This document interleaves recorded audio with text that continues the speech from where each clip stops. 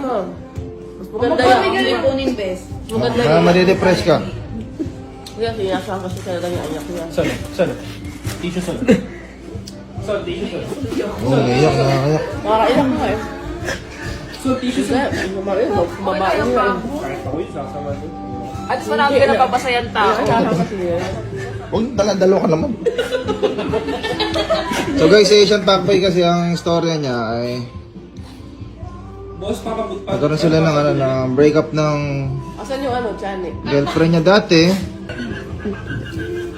Broken to, tinatawanan mo. Asian Packboy, naiyak gani. Hindi mo siya deserve, ibig sabihin, may mas deserve na darating sa'yo. Isipin mo na, niloloko ka niya. So guys, yung kwento nito si Asian Packboy eh, akala niya siya yung ama nung okay lang, hindi niya deserve yung isang katulad mo pagka ganong manloloko. Ganun tayo. So, ano masasabi mo? Hindi. Kunyari, nandiyan dyan siya. Salamat pa rin. Papasalamat ka sa kanya.